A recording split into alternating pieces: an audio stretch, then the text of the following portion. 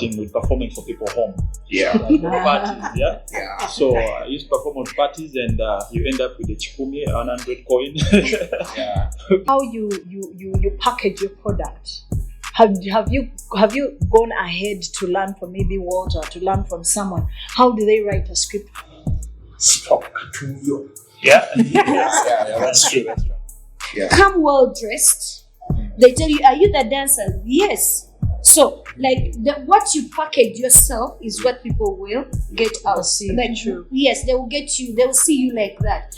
When you go abroad and you're selling your culture, so people appreciate it more than you feel appreciated back home. Yeah. Right now, you're telling me I need to have a license for my culture. Yeah. You know, I mean, I'm going to present my culture. Then for me to present my culture, I need to have a license for my culture. Does that, to me, I just feel it doesn't make enough sense to me. And the problem is that culture is under gender. Culture is under gender. Like we don't even have a ministry. Yeah. That is what even makes it worse. I am Nabaggala Lilian Maxmillian. I am a dancer, choreographer, and creative, plus a teacher. I am affiliated and a co-conspirator of Batalo East, a dance organization that enables the youth and the young children and everyone out there to reconnect with their history and identity. So we fuse traditional and urban dance movements to create story and identity for the youth. I am inspired by the dance industry in a way that movement is a connection to the soul. It's an interpretation that is non-verbal, and people are able to express themselves without saying anything. All I can say for everyone out there, most especially you, the youth, and the young children that are watching me, if you really want to take on dance as an artistry and a career, believe in yourself, have the passion, work hard, and be with the right people who will keep you going.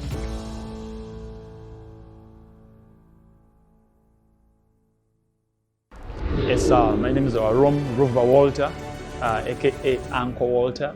I'm a dancer, teacher, choreographer, creative, and movement director. I'm the founder of a room dance company, and I also run classes, Katuyo classes. So the classes are called Uncle Walter classes. What inspires me in the dance industry is I have a history of dance. From my grandfather, one of them was a dancer. So he was a dancer for the whole village, and he was famous. So it's what pushes me to be where dance is. Where I see the future of dance is dance being appreciated, dance being sold to the world, and dance being recognized as an entity of itself in the entertainment industry.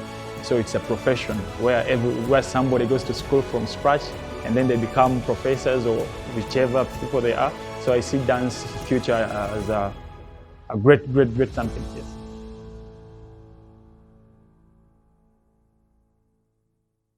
I'm Babirye Sylvia. I'm a dancer. I did a bachelor's degree at Makerere University in dance. I'm a choreographer. I work with costuming, that is traditional, and these others I do costume. I'm the artistic director of House of Talent East Africa. I also work with Percussion Discussion Africa. All that are companies that I'm dancing in. I dance in very many companies, very many, but at least those are the official companies that I work with.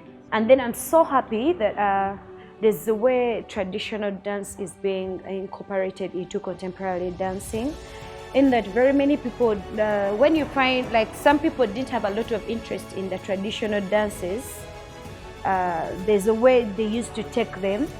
So when these other dances came in, like the contemporary, the Latin, the hip hop, so people started to value dance as a sector. So I'm very happy and very grateful that at least dances are developing and people are now getting a lot of interest in dance.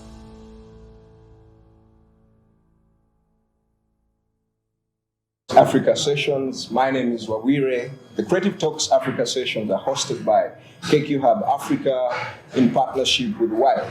Tonight, I have a very illustrious panel from the dance culture in East Africa, an amazing panel and an amazing group of young people that are pushing culture through dance.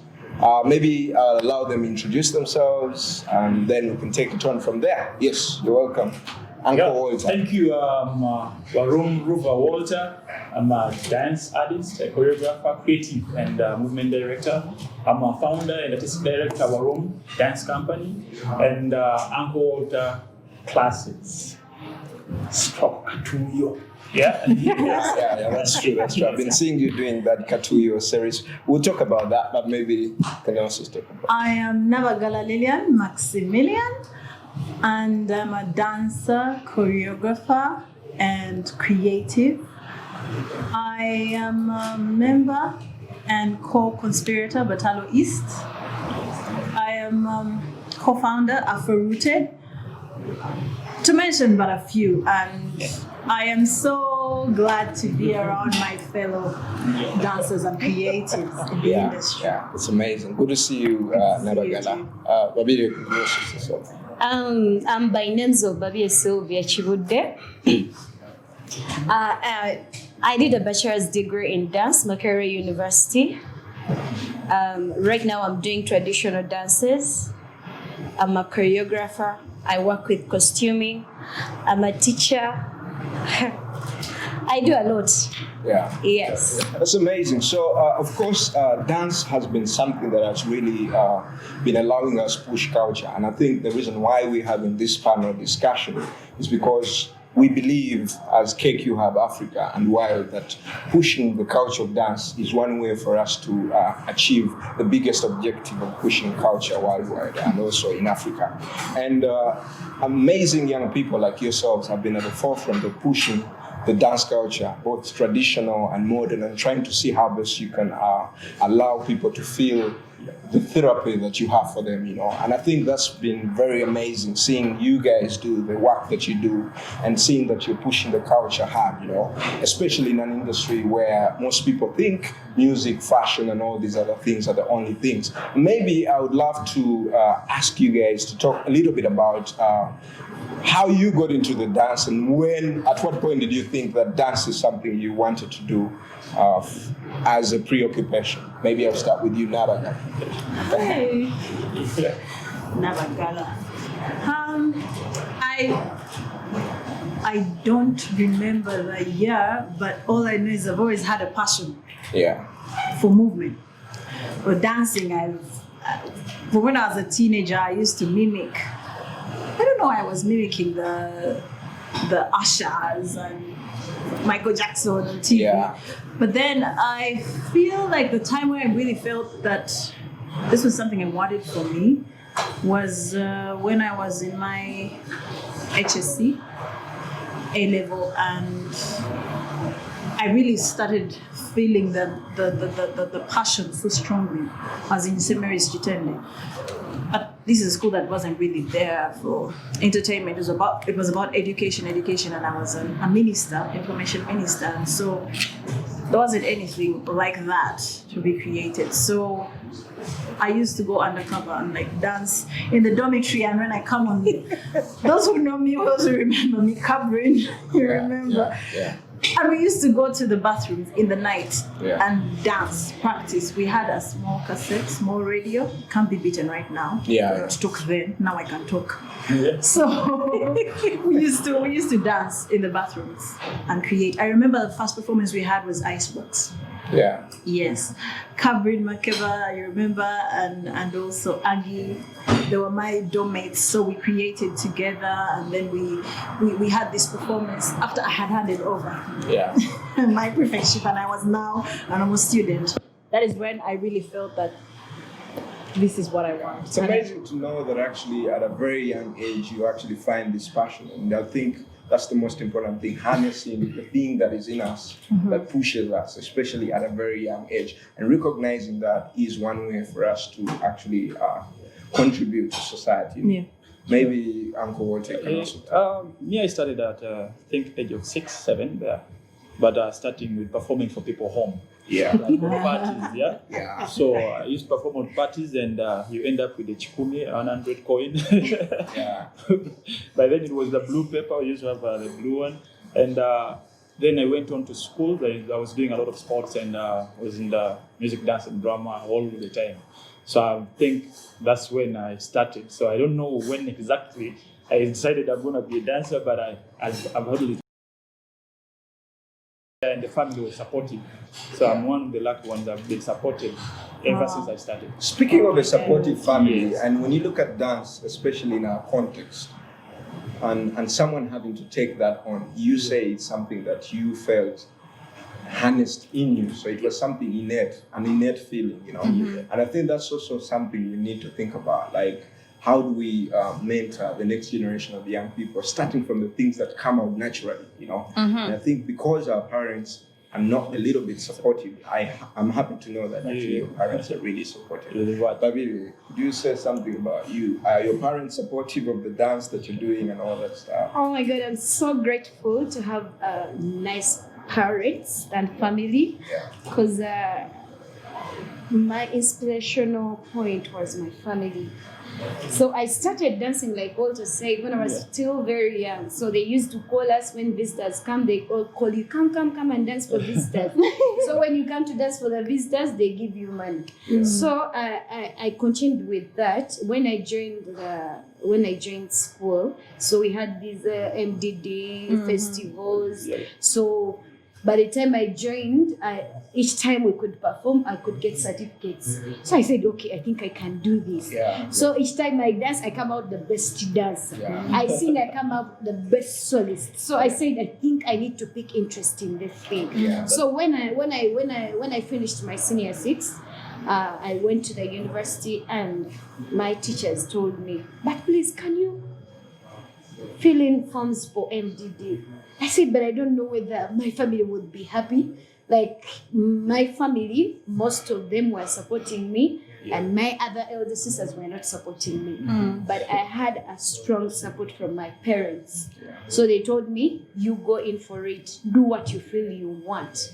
So when I joined the university, I was a bit nervous of not knowing what I'm going to do. But the more I studied dance, the more I picked interest, the more I was better and better and better. In that all the time, we have like performances, I was the first on the list. And I think what Babirye talks about is trying to put in place an award system that awards us for the things that we're good at, you know. The fact that she was doing this at school from a young age and then she was being awarded, she felt that is something that propels her to be able to do that. And I think that's important. Secondly, she also talks about parents being supportive. But I want to talk about this on a general perspective, especially because I've been in the creative industry and my parents don't know what I do, you know. It's so hard to tell them that, you know, I'm a creative director or I'm a culture producer because they're not used to that thing, you know. They're used to lawyer and all that stuff. How do people perceive, in general, of course, you said your parents are very supportive of what you do, but you are aware that very many parents, the first thing they will do is tell you, you're going to be a dancer, you're going to be a musician, you're going to be, what's that, you know? So in terms of professionalizing this industry, what do you think we need to do to create that kind of awareness that actually this is a legit art form that can take you very many places based on the fact that you guys have been doing amazing work, you've been going to places, and you've taken this as a profession, you know? Nabaggala, could you say something about it? I think the first thing we need to start with is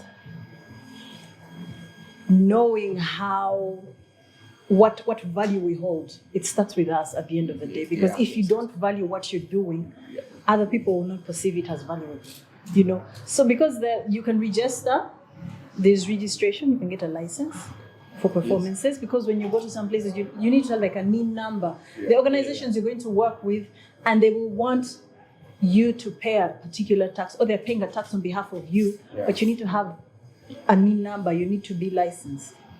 Those are one of the things. Secondly, I think how we package and brand ourselves is important.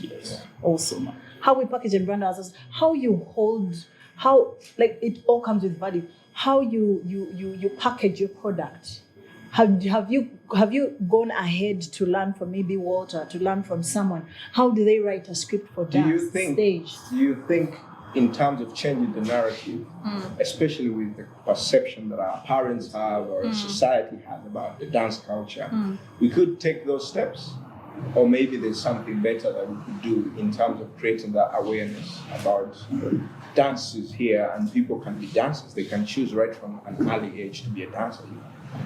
At the end of the day, it comes with packaging and how we carry ourselves and behave. Yeah. At the end of the day, what we produce, what does it look like? Is it presentable? Yeah. Is it something that does not that flows with culture? That something that connects with what your parents used to understand way then, and then now? Can you create something can you create a story? Can you create a movement that they can understand that is not just about dancing? Because they think it's just about dancing, but dancing, you can also tell a story with dancing. Yeah. So we have to take that extra step. But remember, we don't have schools here. So that is also another issue. So if we can start with small community schools, and also maybe as dancers, and maybe have an association and have a school for dance, then it's possible for dance to be. And the other thing, I think we should create the people that, like, let me say, like us, we should create very good examples for the parents to see that someone can really make it through dance, and inspire the young generation to come where they can be comfortable and say, I want to be a dancer, and the parent will support. So we have to first create good examples, by then also, like she said, we need schools that can help push. So somebody goes through a process, like we would go from nursery, primary, secondary. So there's a process until university. And the other thing is branding, packaging, all this can be there, but still, if there's no one who can show that, I've made it through dance, they will not. Like, I have a friend who, the grandmother always tells him, when are you getting a job?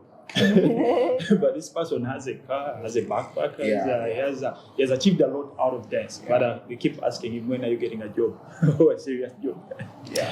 So like, we have to create good examples that can inspire parents also. That's amazing. Talking about the what you're discussing is like when you look at these traditional dances. Initially, these dances were performed long time back before all of us were born. True. And remember, all these dances are danced, all are performed with a purpose. They're not just performed like you wake up in the morning and you think, oh my God, I think I need to move like this. When I wake up, I'll have a morning dance. No. These are dances that had purposes. But what I want to add on that is that I think it is all about the discipline. Right now, long time back, you can barely wait me. Yes. Like, they used to call all the traditional dancers abagoma. Why? Because this is something that has been happening long time back. They call you abagoma. Why? Because the abagoma, they used to give them local group. They give them food, they come and dance. And that's it. You know? But right now, that is not the category of the Bagoma right now. These are disciplined people. These are people that have got education about what they're doing. These are people that are disciplined. These are people that have age, you know? So I think we as dancers, we need to improve on the discipline, whereby when someone looks at you, this person can give you respect. Because what is killing us is that sometimes they call you for a performance, they call you for a show, someone goes dressed anyhow, you know? So someone looks at you, is like, oh my God, that one is going to perform. So, I mean, what are we showing? What are we giving the audience? What are we giving the people seeing us? Come well dressed. They tell you, are you the dancer? Yes. So, what you package yourself is what people will get out. Yes, they will get you. They will see you like that. I think, Babirye, you've spoken about something that is really amazing. When you talk about dance being something that is already imprinted in our social way of gathering, society is driven to dance. You know, even me when I'm at home and I listen to some nice music, I'll definitely dance. You know, I'll see myself moving, and I think this is us. This is about us. This is part of who we are as human beings. We normally respond to anything that vibrates, and that gives us a little bit of breathing to be able to, and also the way we congregate, like you say, the way we feel we are happy and all that stuff. But I would love you guys to a bit go into the aspect of, she mentioned a lot about traditional dance, and I wanted to get to that point. How do we navigate the times where we have modern dances infringing into a space that is so traditional? How do we marry the two? And maybe I'll start still with Babirye to talk about traditional dance and how do the two connect with contemporary. We have a lot of contemporary, or maybe explain a little bit what is the difference between the two. Okay. To talk about the two differences, with traditional, this is something that happens, like it has a background. For example, every dance that you see, every traditional dance that you see, it has a history behind it. Yeah. If I give I'll give small examples of different dances. When you look at Mbaga dance, that is from Buganda, it is specifically performed for the wedded couple. Yeah. So they are teaching the lady how to behave with the husband. That is Mbaga dance. When you look at Lunyege, from the west, the Batoro. Nyege, no. Okay, I thought it has a connection. No. I'm talking about Runyege dance. Runyege in Togoro, this is a courtship dance. Yes. Whereby a guy is supposed to pick a lady. Yeah. We have the war dances. We have, like, every dance has a reason why it is performed the way it is performed. Yeah. Okay. So, basing on that, we had the Batalo East had an idea of changing the movements from African to the contemporary. First of all, contemporary is like anything that you can create out of anything. Yeah, it's contemporary. It's contemporary. Meaning, if I'm doing a traditional dance, Lilian can totally change my traditional dance to something else. The same applies to Walter. Kaduyo. Yeah. I'm telling you, Walter can use my traditional dance. All that I know, these are motifs for girls, these are motifs for boys. Walter can totally change them. Walter, maybe you could also talk about a little bit about what she's saying. Yeah, mainly contemporary is something today. What happens, anything new, yeah? So if you mix the two, can be good. Yeah. But you can also spoil the originality of the first one. Yeah. So it depends on, first of all, how you want to package your stuff. Yeah. And but the intermarrying is also good because then it inspires somebody who can. There are some people who can't do the traditional dances, but they can pick some motifs from traditional dance and create something new, which will become their contemporary. So the intermarrying is good. So it gives somebody an opportunity, and it also keeps the original thing alive. So they'll say, how did you come up with this? Oh, I started with this traditional dance and then I created into this. Then I came up with this out. Like the Katuyo sessions I do, I use basically Ugandan music and I use Ugandan traditional dance movements into fitness. Yeah. So I think it's all good. The marrying, the intermarrying is a good thing and pushes more opportunities for people to view it. Yeah, Nabaggala, you've been working at Batalo East and Yes. have been doing amazing work in terms of trying to push the dance culture. If you look at how you guys have harnessed the intersection between traditional and contemporary, what do you have to say about it? Well, what I have to say is, correct me if I'm wrong, but we don't change the traditional movements. We marry the two to create an identity of a youth of now for them to easily understand. Yeah. So we take an opportunity we created an opportunity for equation dance workshops that happen every last Saturday of the month for these youth to connect with what they were not part of, that their parents and grandparents experienced. Yeah. So when they get that connection and learning the history of every movement, like she said, every movement and every dance has a meaning. Yeah. Once they learn that and they already have the urban dance movements, which may be called contemporary, they have an interpretation of themselves, identifying themselves, because most of us do not know what our history was like. Yeah. So for us as dancers, we create we create this connection through dance movements and the storytelling that was part of it. So we create a fusion bit of it. And when people are creating dance theater performances, we encourage them to use these movements because these movements enable them to reconnect to what was and what it can mean now for them. So it's a sense of identity for now, because we're all lost with all this contemporary thing going all over the place. You lose your identity because you don't know where you came from. But when you know a bit of your history, you won't get confused. You create your own part of your own way of identifying yourself through movement. So that is what we create. And I think that's important. Looking at the traditional, looking at the culture of Africans, and trying to look at the dances that we have. There's something unique about it, and we need to protect that. And I like the fact that you people are trying to see how best you can marry that with the contemporary to come up with something nice, you know. And I think it's important, and kudos to that. So I just wanted to ask this. It's a quick one. Yes. Do I call myself a dancer, or I have to go through certain things to call myself a dancer? Because I sometimes want to call myself a dancer, but because I think there are people who call themselves dancers and they have a certain reason why. So maybe you could help me understand what makes one a professional dancer, and what makes one a dancer. Oh my God, I've been asked that question. Okay. I think everyone is a dancer. There's this saying, if you can walk, you can dance. Yeah. But there are also people who have taken it to a professional level where it's work. Yeah. Yes. So you choose as a person, and if you want to be a professional, you have to go through classes, to getting the knowledge of dance and all this. So you package it as a work, not a fun.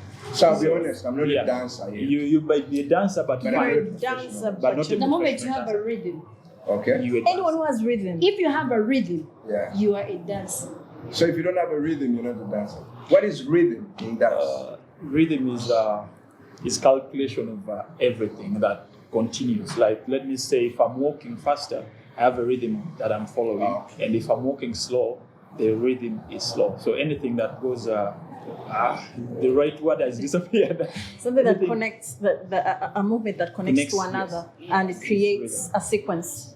Is more of a breathing, but that is with movement. Yeah. Yes, with body movement. So I feel like everyone has a dancer in them. Yeah. It's just how far are you tapping into it? Yes. So I think I am just a dancer, a normal dancer, but I've not tapped into my rhythm, or maybe tapped into my inner potential to be able to be calculative, because I see you guys are very calculative in the way you do your things. It's an art, that's what I can say, and an art that needs to be harnessed. Otherwise everyone can sing, but you have to be able to harness that art to be able to be different, you know? And I think that's important. But to harness that art, you need to have a passion for it, because passion is what really drives you to building the art. Yeah. You can be a dancer from within, but if you don't have it really takes a lot. I feel like every art form takes a lot, and the only thing that really drives you to a point that you really feel like you have fulfilled or you're fulfilling something is your passion. Passion is the drive, it's the fuel. Yeah, and I think that's the reason why you all are on this path, because of your passion, because of your drive, because of the fact that you harness this art to make it benefit you, your professional lives. And now I want to talk about the fact that you guys have traveled. You know? You've been moving around the world. She's been moving around the world, preaching the gospel of African dance, you know, and trying to take our rhythms outside. And for a person that is listening to us right now, they're probably asking themselves, how do I be like Babirye? How do I be like Uncle Walter? So I'd love you to delve into the opportunities that are there, and how people, especially the emerging dancers listening to us right now, can be able to harness those skills to be able to explore different avenues with dance. Maybe Basically, what makes us travel a lot is collaborations. Thank you. Because people want to learn what is here, and we also want to learn what's there. So you end up collaborating with different spaces. And yes, it's paying. It's very good. The paying is very good, and the appreciation is big. So basically, somebody who is there wants to join. First of all, you must make dance your first priority. Yeah. Because if it's not your priority, you will not give it all the details like all the time. because in dance has the biggest investment of time. You dance for 8 hours, and someone wants to pay you 10,000 after practicing for 1 month to go and perform one. So you must invest a lot of time. You must give it a priority, and you must dedicate to the injuries and all these things that are coming. So the collaborations help pay off when you go abroad, and you're selling your culture. So people appreciate it more than you feel appreciated back home. But I'm also to add on what Walter is saying. For example, let me use myself as an example. For all the travels that I've done, actually I didn't connect, like doing connections, like Walter said. But it all came out with like you perform, someone spots you. There's always someone watching. Yes, what am I saying? With this, as a dancer, you need to prove a point when you are on stage. The stage is your playground. Yes, how do I package myself? Because I might be having very many connections, but actually I'm not a good performer. Like I go on stage and people look at me, they're like, oh my God, we paid this guy, but this is not what we expected from this person. So as a person, you need to package yourself. If I go on stage, I need to make sure that I make a point with the person who is watching me. You like it or not, you will like me. And I think that's the reason why I'm differentiated from you. I could be a dancer, but when I get to the stage, do I get those people spotting me, say, wow, this guy actually has talent. And I think that makes sense. And so you need... it also happens where you're in a bar and people are telling you, why are you not dancing? It's our job. It's my job. So if I'm dancing, I'll dance for fun. But if I reach on stage, it will be totally different. It will be the package that I'm selling. So it will, that thing that I'm paid for to do is what I should bring. So people mostly find us and you're like, how can you come? The music is good, you're not dancing. I'm thinking about how am I going to be paid when I dance. Thank you. And plus, so you don't have the moment when you're in the bar. Basically thinking about money. I'm always creating. You're always creating. Most times I sit to watch people dance, so I get new ideas of what am I going to create next. Amazing. Yes. So sometimes echoing the two of them, I think dancers, and I think they should take note of this, you don't travel because, there's so many people out there and you want to be seen, but it's your craft. What do you have about you that is different from other people? Also, I think dancers should take the opportunity of applying. Apply. There are a lot of opportunities online. You have to apply, but remember when you're applying, the questions they ask, there are things they ask that you have to have done. So when you look at applications, they show you what you're lacking. So you go work on that and come back and apply. That's the only way. Sometimes these opportunities even just someone finds you, like at National Theatre, when someone comes to the studio and they're always seeing you in the studio, they see the discipline you have, the commitment you have to something. Plus also, you have to sell yourself, sell yourself out there.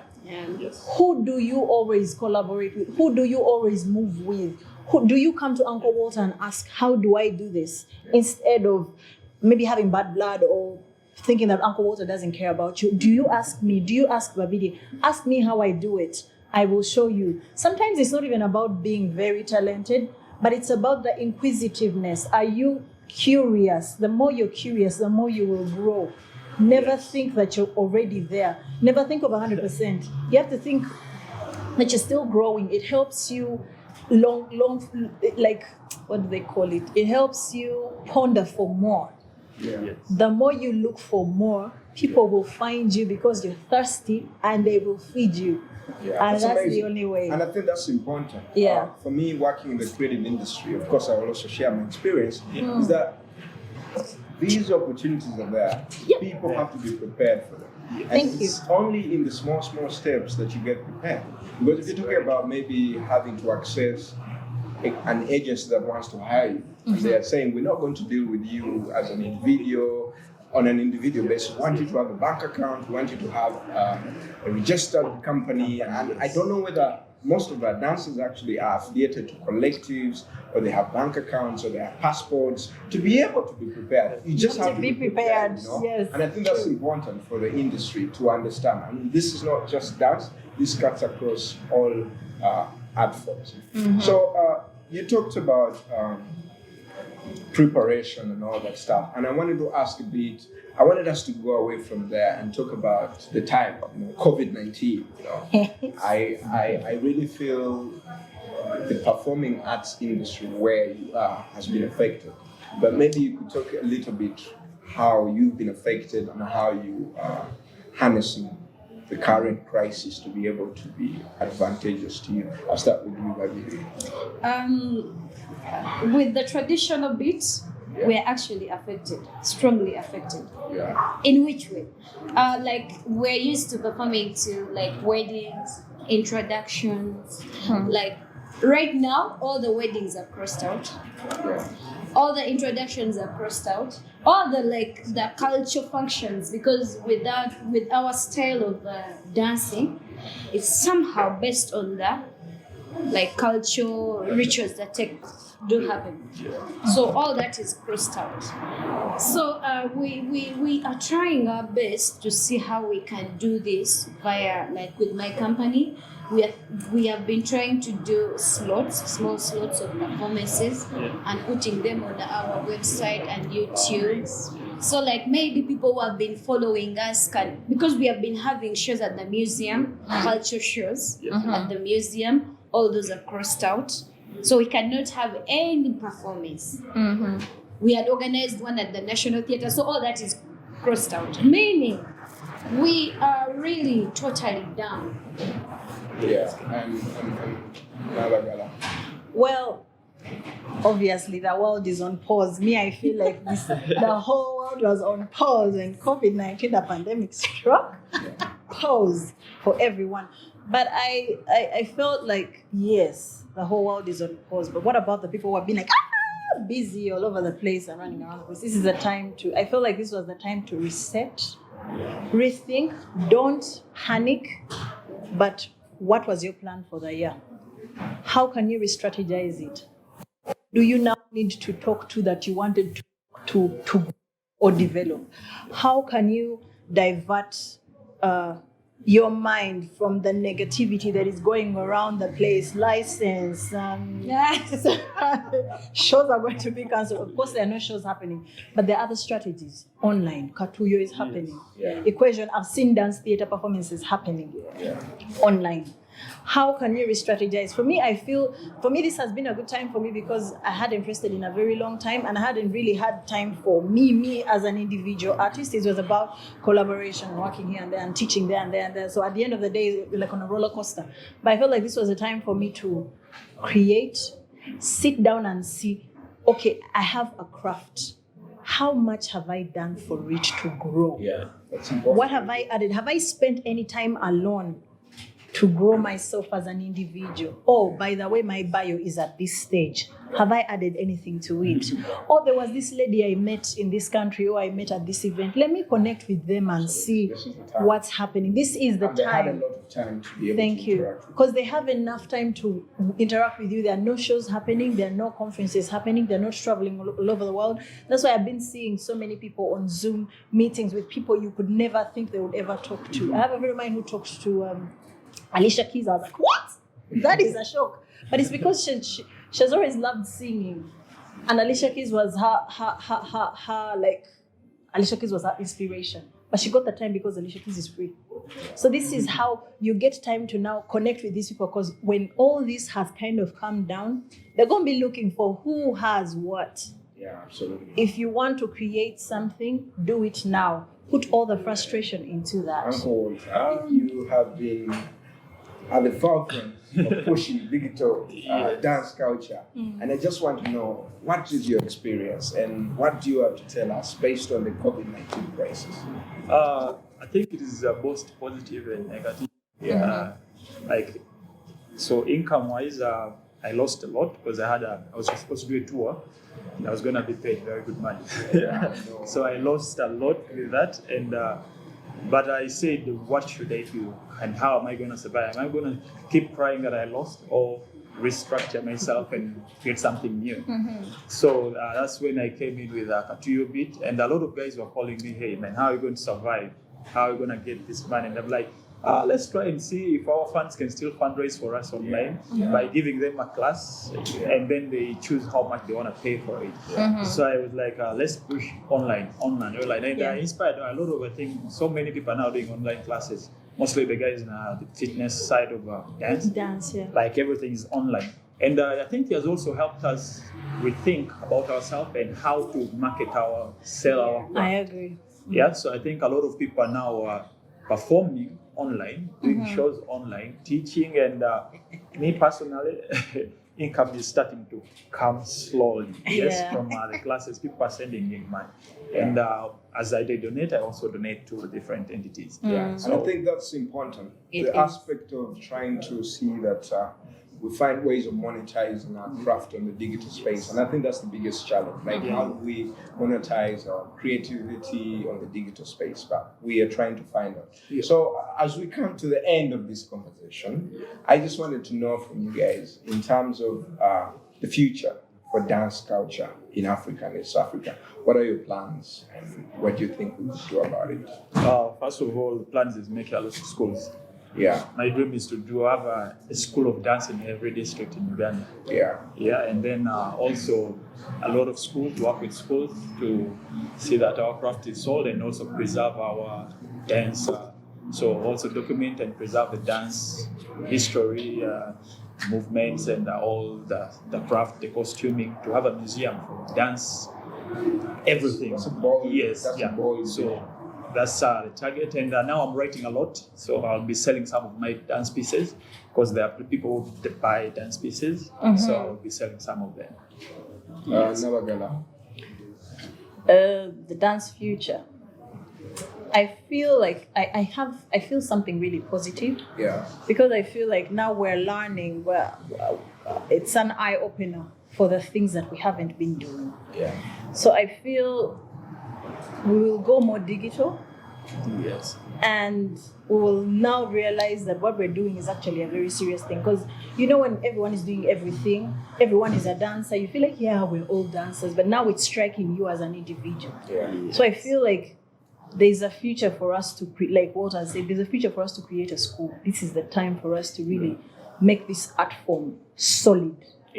Creating an association. We already have this license thing coming around for stage licensing and entertainment. I actually wanted to talk about that. Sorry, I must have forgotten. But the government regulating the performing arts industry and actually the creative industry, and trying to put in place kind of policies and rules that curtail. What do you have to say about it as well? I feel like it's a good thing, but also not a good. It's a pro. There's the pros and cons to this. If you are going to license or put laws for the performing arts industry, have you asked the people involved in it? I understand we don't have an association. We're under the Ministry of Gender. Yes, that I understand. But I think this is the time where the people involved in the performing arts have to come up and now stand. And look out for themselves and support themselves, because we cannot have a license that limits us from different things. People have been creating for years, 20 years, and now you come.